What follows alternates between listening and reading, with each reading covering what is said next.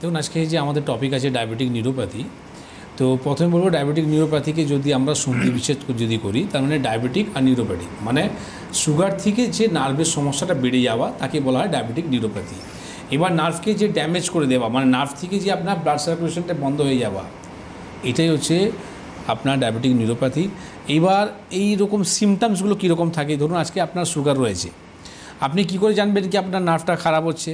প্রথম আপনার সিমটামসগুলো কী রকম থাকবে, আপনার সিমটামসগুলো থাকবে যেমনি আপনার হাতে ঝিনঝিন হয়ে যাওয়া, অবশ হয়ে যাওয়া, আপনার একটা পিন ফোটানোর মতন একটা ব্যথা যন্ত্রণা ফিল হওয়া, তার সাথে সাথে আপনার দেখবেন একটা বার্নিং সেন্সেশন, মানে আপনার জ্বালা ভাবটা হয়ে যাওয়া, ঠিক আছে, আপনার মুভমেন্ট বন্ধ হয়ে যাওয়া। কালকে যে আমি একটা পেশেন্ট আমার কাছে ফোন করেছিল যে ডাক্তারবাবু আমার ভীষণ শরীর খারাপ হয়ে গেছে আর আমার এইরকম সিচুয়েশন হয়ে গেছে, আমার মনে হচ্ছে আমি প্যারালাইসিস হয়ে গেলাম।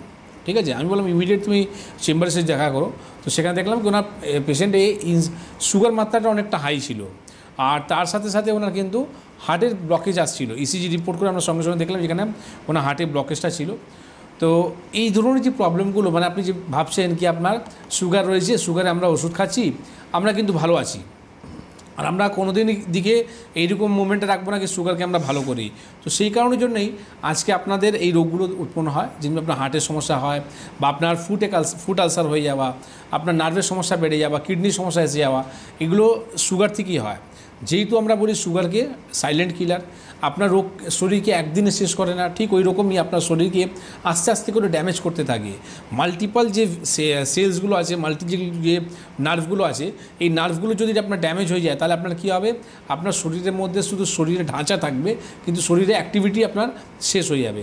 তো এই রকম যে প্রবলেমগুলো হয় তখন আমরা NCS রিপোর্টটা করাই, মানে নার্ভ কন্ডিশন স্টাডিজ। এই রিপোর্টটা করলে আমরা জানতে পারি তার কিন্তু নার্ভটা কিন্তু ড্যামেজ হচ্ছে বা নার্ভটা কিন্তু ব্লকেজ হচ্ছে। তো এখানে আমরা ন্যাচুরালি যদি ট্রিটমেন্ট করি তো ওমেগা 3 মানে আমাদেরকে বলতে পারেন কি আপনি রক্তকে পাতলা করতে হবে, মানে ব্লাড যদি আপনার থিন হয়ে যায় তাহলে আপনার কী হবে, ব্লাড সার্কুলেশন ঠিকঠাক হবে, ঠিক না?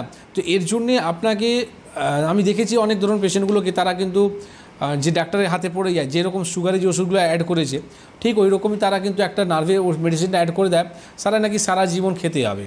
তাতে সাইড ইফেক্টগুলো হতে চালু হয়ে যায়, আপনার সবসময় একটা অ্যালার্জি ভাব চালু হয়ে যায়, মানে সবসময় আপনার একটা যে খাবার যে কাজের যে ইচ্ছাটা, সেই ইচ্ছাটা মরে যায়। তো এই ধরনের পেশেন্টকে আমি বলবো কি আপনি বেশি কিছু না করে আমের পাতা, ঠিক আছে, এখন আমের সিজনও আছে, আপনি পাতা পাওয়াটা খুব বেশি টাফ নয়, আমের পাতাকে আপনি 10 পিস নিয়ে রাত্রিবেলা ভিজিয়ে দিন আর বয়েল করুন, ঠিক আছে, আগে 10টা পাতা এক কাপ জলে 10টা পাতা দিয়ে আপনি বয়েল করান, বয়েল করে যখন দেখবেন ওটা হাফ কাপ হয়ে গেল সেটা ঢাকা দিয়ে রেখে দিন, আর সকালবেলা খালি পেটে সেই জলটাকে ছেঁকে আপনি জলটা খেতে চালু করুন, রেগুলার করুন, আপনার তো পয়সা লাগছে না, আপনি এটাই করতে চালু করুন। তাতে আপনার কি হবে, আপনার ব্লাডটা কিন্তু থিন হবে, আপনার এই নার্ভে যে সমস্যাটা, নার্ভ যে ব্লকেজটা হচ্ছে এখান থেকে আপনার ইমপ্রুভমেন্ট হবে, ঠিক না? আমরা এই রকম যে অ্যাওয়ারনেস যে প্রোগ্রামগুলো শুধু পেশেন্টকে চেম্বারে ডেকে নিয়ে আসার জন্য করা হয় না, এটা আপনার অ্যাওয়ারনেস যে প্রোগ্রামটা হয় এইটা আপনার চোখ খুলে দেওয়ার জন্য হয়। সেই রকম আপনি যে দীর্ঘদিন ধরে যে ওষুধ খেয়ে আপনার শরীরকে যে ড্যামেজ করছেন না, আপনি লক্ষ লক্ষ টাকা খরচা করার পরও এইরকম সুন্দর শরীর আপনি পাবেন না। মানুষের জীবন কিন্তু কত বছর পর, মানে বলতে গেলে আপনার কত পিঢ়ি পর হয়, ঠিক আছে? তো আপনাকে বলবো এই যে সুন্দর শরীরকে ঠিক রাখার জন্যও কিন্তু ন্যাচারাল ট্রিটমেন্ট করান, যেখানে আপনি আরও সুন্দর থাকতে পারেন। একদম।